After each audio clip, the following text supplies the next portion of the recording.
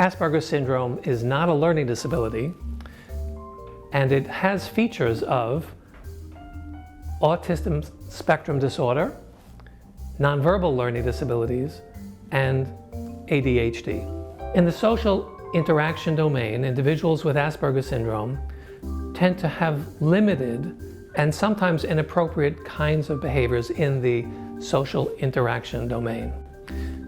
They tend to be literal in the ways that they understand language. In the language area, those with Asperger's often are extremely verbal, highly verbal, and their language can be very sophisticated at times. They have difficulties with nonverbal communication. So for example, they have a hard time reading gestures or facial expressions, and sometimes their gestures and facial expressions don't communicate what it is that they're thinking and feeling. Individuals with Asperger's are also at times bothered by noise or by lights or by certain textures or intense kinds of tastes. Those with Asperger's tend to focus on, or many have particular interests in unusual objects or topics.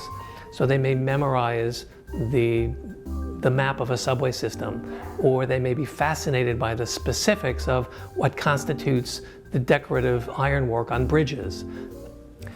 Those with Asperger syndrome are almost always of at least average intelligence, and they can certainly demonstrate characteristics of giftedness.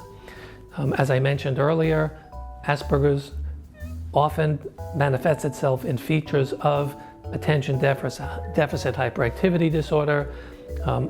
Anxiety becomes an issue at certain points with individuals with Asperger's, as does depression, and that needs to be looked at carefully and monitored carefully. As mentioned earlier, they may also be referred to at times as high-functioning autistics.